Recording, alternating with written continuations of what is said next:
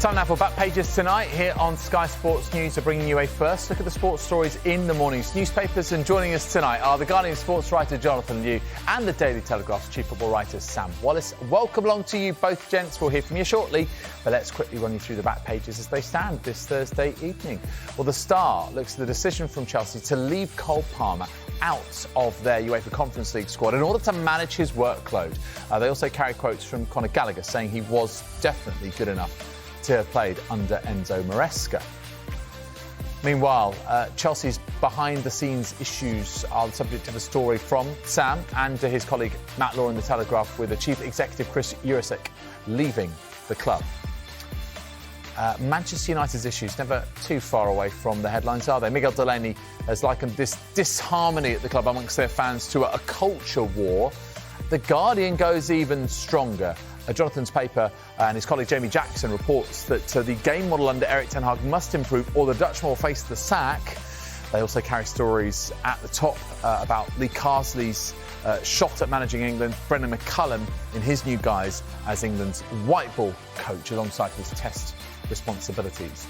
Jack Draper's upcoming US Open semi-final with Jannik Sinner is in the Express, saying that he will seek inspiration from Emma Raducanu's heroics in New York back in 2021. Live, of course, on Sky Sports Tennis tomorrow evening.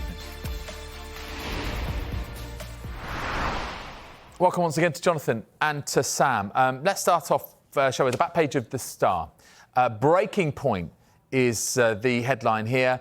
Warning as footy's in tyre straits. Tyre as in tiredness.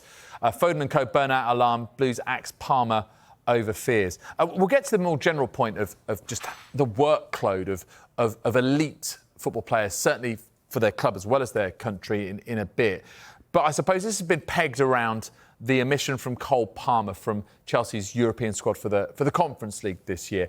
Listen, Jonathan, Chelsea are an erratic club at the best of times right now. There's a lot of scrutiny of how they operate and the decisions they're making. But do you think, is this one thing they have got right? Because ultimately, they should be able to negotiate a group stage of the Conference League without Cole Palmer, shouldn't they? Yeah, I was going to say, it might be the first bit of actual long-term thinking Chelsea have actually employed. I mean, it is quite an enlightened decision. I think it's fairly rare, I think, to see clubs actually, officially pulling players out of a whole competition. I can't really think of an immediate precedent for this. And yeah, I mean, like you say, if Chelsea can't negotiate the likes of Panathinaikos and Ghent and Astana without Cole Palmer, then they don't deserve to be in the competition. As we all know, as we've covered pretty extensively, they have a pretty deep squad. They have enough reinforcements, certainly in those attacking areas, to be able to cover for him. And so, if their priorities are going to be getting back in the Champions League, challenging the Premier League, then it does make perfect sense for him not to be playing sort of Thursday, Sunday, for 8 or 10 or 12 weeks, or however long the Conference League group stage lasts. Looking at the back page of The Star again, the picture there is of Phil Foden, and there with his England shirt on. Listen, I mean, Sam, given that it is an expanded Champions League, one that City will once again want to go deep in, you can't imagine, I would think, that they would do that, Manchester City, and follow suit because of the different level of competition they face in this tournament, the new Champions League. Yeah, I would agree with that. There's obviously a much higher quality of opponent, and the new format means that City have got bigger games in the first round as of all the Champions League teams. So I think people are just beginning to understand that. I think the draw brought it home last week that this is a whole new era for European football. The first round of the Champions League is not going to end before Christmas, as it always has done in the modern format. It's going to go into January. There's another round between that and the first knockout round. It's becoming an enormous competition. And of course, this is the end of years and years of arguing over what part of the football calendar European competition should take up, which encompassed the Super League rebellion as well. And this new format is basically the compromise. It's a way of giving the biggest clubs more money and what they consider to be higher profile games. But caught in the middle of that is the players, and they don't get a lot of sympathy because they obviously earn lots and lots of money. But there is a feeling that they are just being played more and more and more and more, and that the football season never really ends. I mean, Chelsea will be playing in the FIFA Club World Cup, which is in June and July next summer, which is taking place in the US. It's a 32-team competition. It's pretty enormous, and really, it's like a Euros. And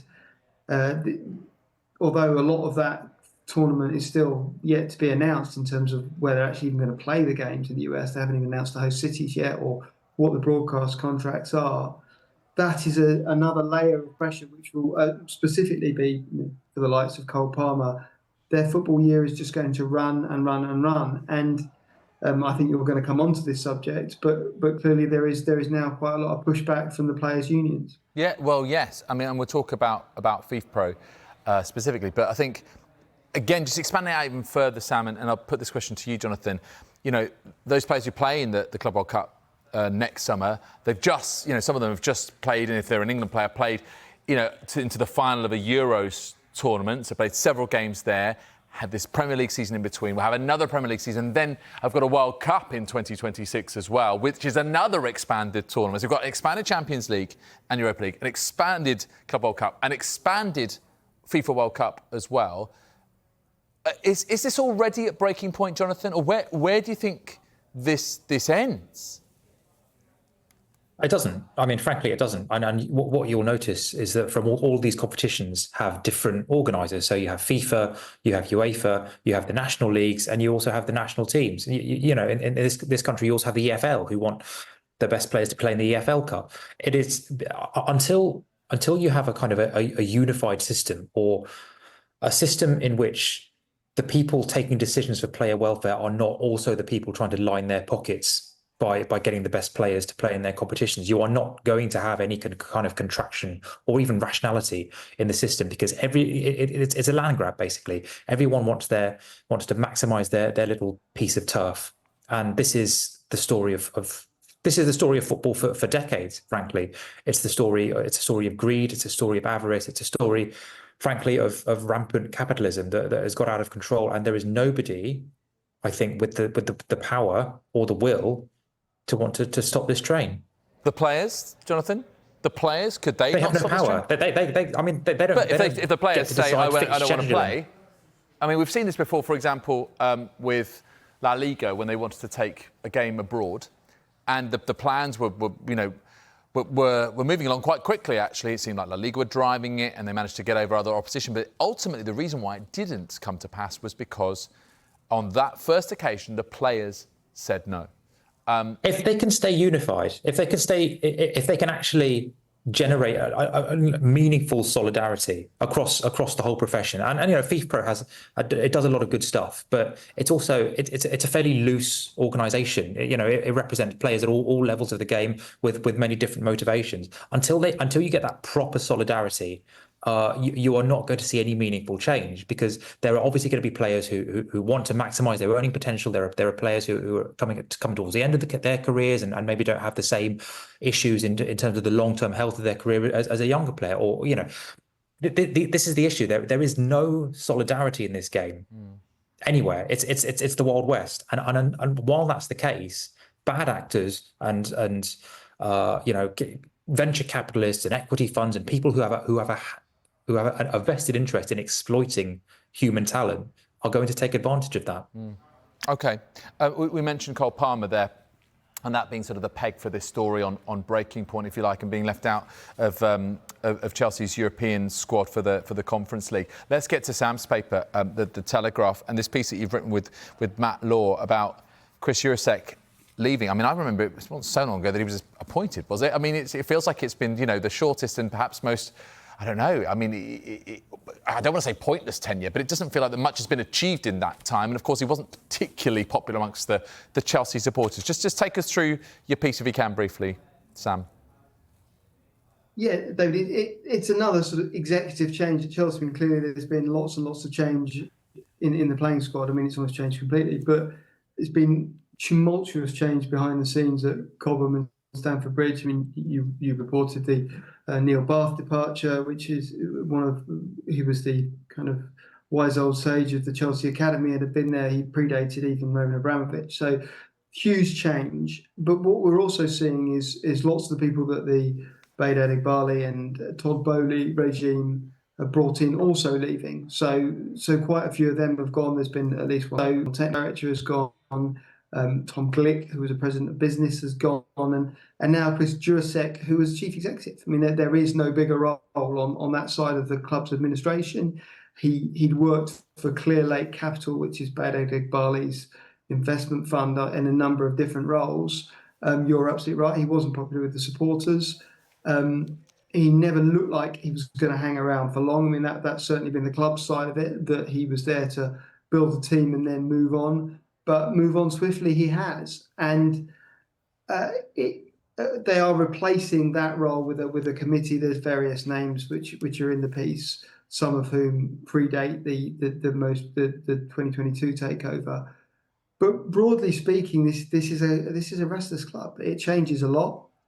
It's being run principally by Behdad Eghbali, who's Clear Lake investment fund have 62% of the consortium that owns Chelsea. The club will always say that he and Todd Bowley and Jose Feliciano, who's another of Eghbali's partners, have sign off. They have equal sign off on all decisions. But to my mind, there's no doubt that Eghbali is running this show, and he makes changes. If he doesn't like what he sees, he changes it. Ultimately, the truth is out there on the pitch. He's changed managers, he's changed players, he's changed executives. Let's see how it goes this season. Yep, and Chris Jurasek is the latest change that has been made. And of course, in terms of just the way that they've run operations now, and the transfers in the last window, obviously Conor Gallagher was a bit of a saga, Jonathan, and he's now spoken out over, I suppose, the end of his time at Chelsea. Eventually moved to Atletico Madrid, and he's sort of held his counsel up until now. Conor Gallagher, having been sort of shipped around a little bit, went to Madrid for 5 days, came back, then eventually the deal went through when Chelsea signed Joao Felix.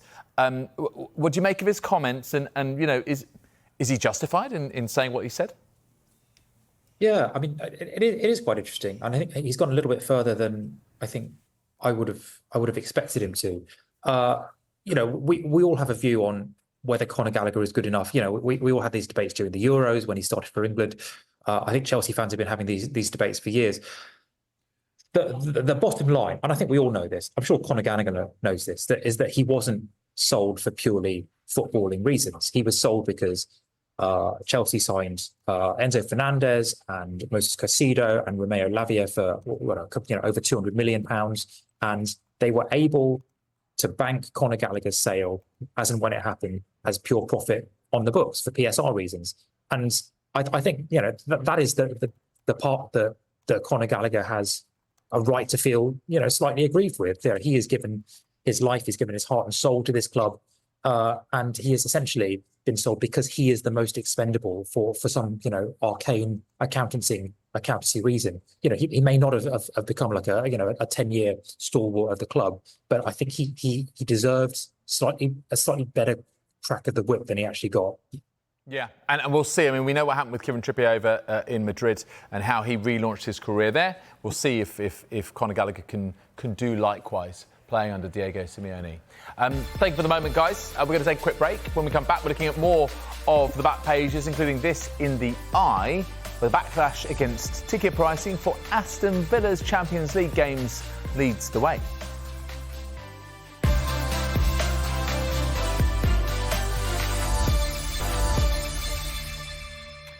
You're watching Back Pages tonight. Welcome back to you at home. Welcome back to The Guardian sports writer Jonathan New, the Daily Telegraph's chief football writer Sam Wallace. We're talking tennis now, and a blockbuster of a match, which is going to be the US Open semi-final between Jack Draper and Jannik Sinner, the world number one and top seed at Flushing Meadows. And look, everyone is especially in this country, just in love with this story. And it's interesting because the player himself, Jack Draper, Jonathan, making reference to an even more compelling story from 3 years ago when Amir Raducanu came through all 7 matches at this particular Grand Slam and won without dropping a set. he's taking, inspiration from Emma Raducanu, but these two cases are quite different, aren't they? Jack Draper and Raducanu a few years ago. Yeah, very different. I mean, Raducanu, one of the reasons she was able to come through the draw is that she didn't play a single top 10 player in the whole tournament. It was a real kind of aligning of the fates, if you will. Draper is, as we know, playing the world number one, Yannick Sinner, tomorrow. And as much as I would love to see him do it, I think a lot of viewers would love to see him do it. I really struggle to see how it's going to happen. They're obviously good mates. They came through on the Futures Challengers circuit together. And Sinner has proven remarkably consistent this year, particularly on hard courts. I think his win percentage is 94% on the hard courts this year. He won't be bullied off the court in the way that the more defensive Alex de Minaur was in the quarterfinal. Draper, I think, is going to have to play a pretty perfect game, and I think hope that Sinner is off the boil a little bit. It would be an incredible story. I think he's done really well. I just can't see it prolonging the fairy tale here. If we were to get through, to face either Taylor Fritz or Frances Tiafoe in the final, in front of an American crowd, that would be, again, another huge match. I wonder, though, just this run, Sam, and reaching this stage of a Grand Slam, the furthest he's ever been at one of the four majors, how much of a launch pad do you think this could be for his career as a whole? I think there's no greater pressure on sort of men's and women's number one tennis players in Britain. They are out there on their own. It's such a rarity to have any success. And clearly, we've had Andy Murray and Emma Raducanu. But just looking from sort of a football perspective, you can imagine I'm no tennis expert as Jonathan is, but English football, even in its lowest points, has always produced a handful of really good players, and there have just been these sort of deserts, really, in terms of our production of tennis players that can compete at the really highest level internationally. So whatever happens to Jack Draper, I always have this sort of great sympathy with the players that the focus and the scrutiny on them is enormous. There aren't another 10 out there with them, and they're so few and far between. So as you've seen with Raducanu, the expectation just rises. It just goes through the roof. And of course they want to win, but it just seems to me that each generation it's just one out there on their own trying to do it, and that's really difficult. Yeah, yeah, you're right. There's not a huge crop anymore. It's kind of just Jack. Cam Norrie drifted off, and Dan Evans isn't up there anymore. So yes, all on Jack. By the way, I think I might have mentioned it's on Sky Sports Tennis. By the way, guys, 8 p.m. tomorrow night. I'm sure you'll be watching. Right, OK, let's get to Manchester United. Never too far away from headlines and always conjecture over what's happening at Old Trafford. This is in your paper, Jonathan.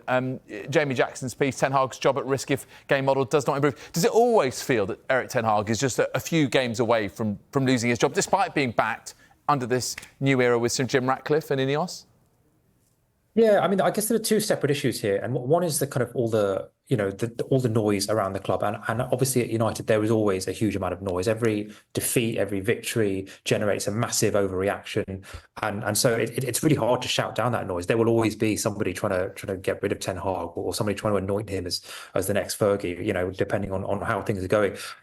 But the separate point to that is that the United hierarchy backed him, and they took their time, but they did eventually back him in the summer, and they backed him in the transfer market. They backed him in public, and I think to kind of almost pull the rug under that after three games would, I think, be a slight indictment of that entire process. This very sort of tortuous process that led to them eventually sticking behind Ten Hag in the summer. If that whole process is under risk after 3 games, which have not been great, but you do kind of want them to sort of respect the process that they put in place, then I think it says a little bit about how fragile this new system and this new kind of decision-making process really is.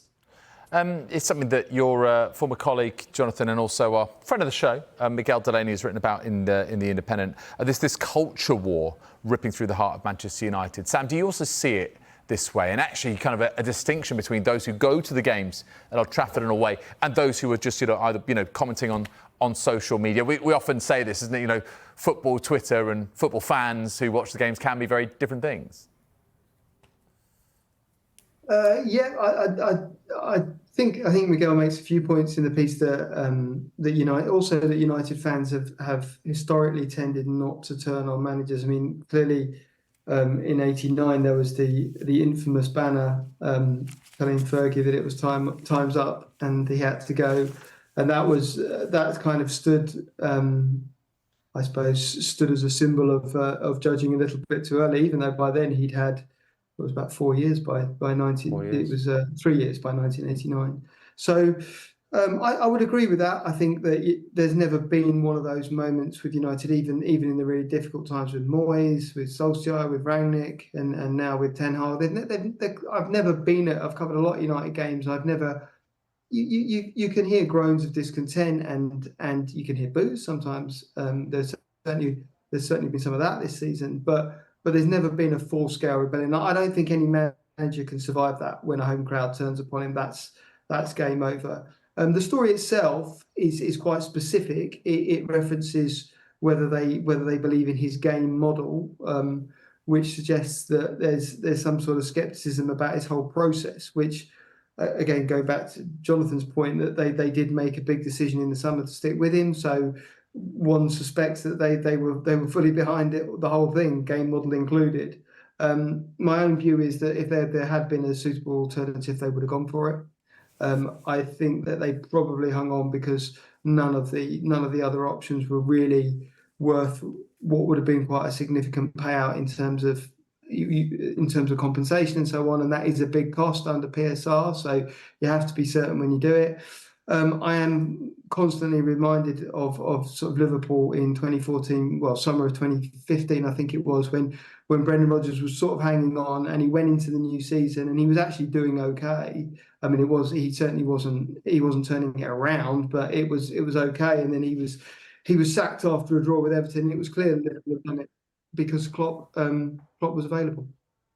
We're going to have to leave it there, gents. Thank you so much for your company tonight. We've got deep into some of the stories this evening. So thank you to Sam, thank you to Jonathan. And if you missed any of the show, another chance to see Backpages tonight, 1:30. The show also available as a podcast. Just download Backpages, Apple, Spotify, wherever you get your pods.